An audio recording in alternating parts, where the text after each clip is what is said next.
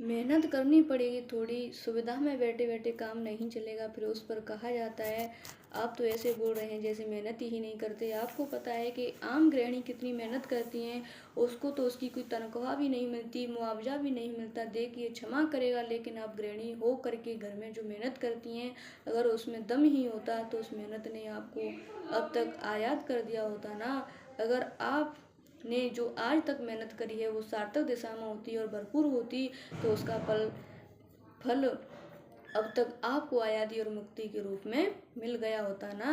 मिल गया होता ना, नहीं मिला ना। इसका मतलब वो जो आप घर पर मेहनत वगैरह कर रहे हैं वो अपर्याप्त है और बहुत मूल्य की नहीं है।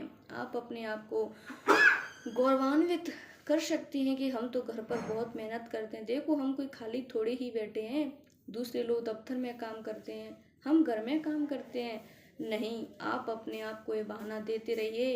ये बहाना चल नहीं रहा है, क्योंकि इस बहाने के परिणाम सार्थक आपको दिखाई नहीं दे रहे हैं।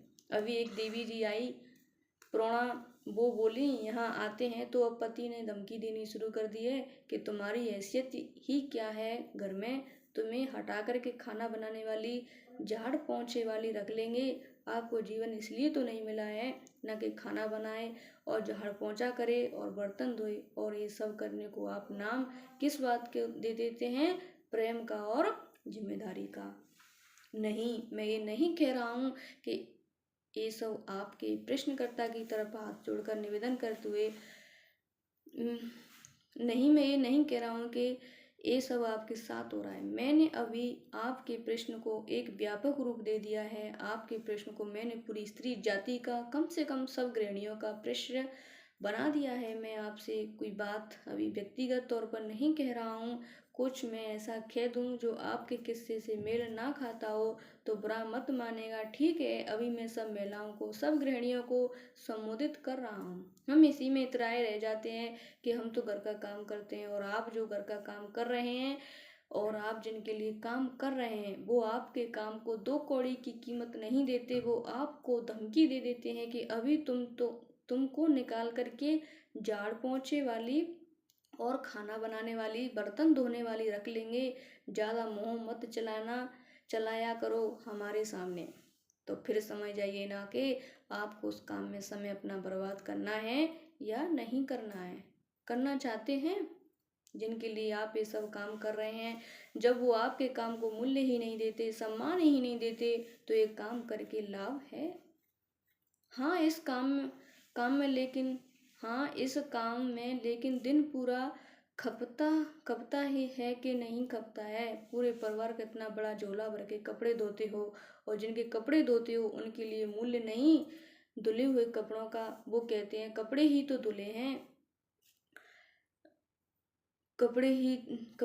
धुले हैं, लॉन्ड्री में धुल जाते, काहे धो रहे हो कपड़े? पर फिर डर लगता है, कहते हो हमें और तो कुछ आता नहीं कपड़े धोने के अलावा। अगर हमने कपड़े भी नहीं धोए तब तो ये बात बिल्कुल स्पष्ट हो जाएगी कि हम एकदम ही खाली हैं। अगर ऐसी बात है तो कोई नया ज्ञान सीखो, कला सीखो, बाहर निकल के कोई कुशलता सीखो। जीवन मत खराब करो वैसे ही पड़े रह कर जैसे पड़े हो, उसमें कोई गौरव नहीं है, वो जीवन की बर्बादी है। और यदि काम नहीं कर रहे हो तो उसका सबसे वाहवाह नतीजा यह निकलता है कि संसार से कट जाते हो। तुम्हें कुछ पता ही नहीं होता दुनिया में क्या चल रहा है। घर में एक सुविधाजनक जगह पर बैठ जाते हो, कहीं अधिकारों के साथ करीब करीब रानी ही बन जाते हो घर की, और दुनिया में क्या चल रहा है उसका कुछ पता ही नहीं है। दुनिया बाहर निकलो तो फिर आटे दाले का भाव पता चले, उसका क्या नतीजा होता है। मानसिक विकास नहीं होने पाता। फिर टीवी पर ये अधिकांश सीरियल तो आते हैं दोपहर में, वो किनके लिए आते हैं? किनके लिए आते हैं? या तो बच्चों के लिए या गृहिणियों के लिए।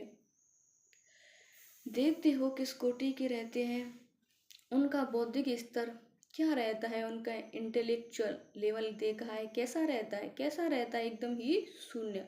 क्योंकि बना ही ऐसा लिया है घर पर बैठे बैठे अपने आप को कि कोई भी आकर बेवकूफ़ बनाया जा रहा है, टीवी वाले भी बेवकूफ़ बना रहे हैं। अब जब ये सारी बातें बोल रहा हूँ तो मुझे ये भी पता है कि तुम सारे लोग ऐसे भी कहेंगे मिसोजिनी है, मुझसे कहा जाएगा कि आपके अंदर गृहिणियों द्वारा जो गृह कार्य किया जाता है उसके लिए कोई सम्मान नहीं है। You are dividing the house wife. हाँ बाबा, मैं ऐसा कर रहा हूँ और जानबूझकर कर रहा हूँ।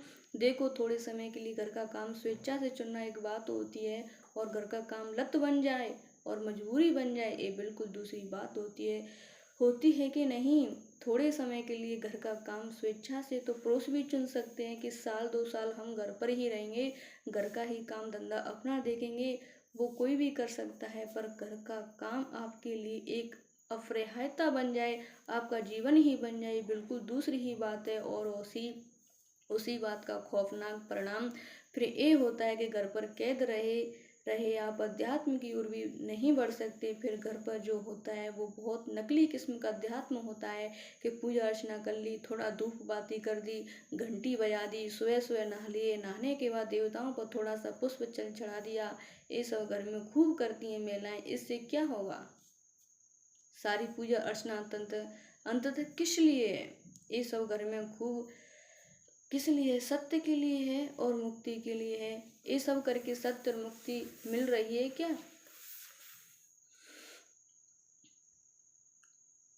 ये ये तुम घर में क्या घंटी बजाया करते हो? घर में घंटी मत बजाओ, बाहर निकलो। वही साधना है, वही अध्यात्म है आपके लिए।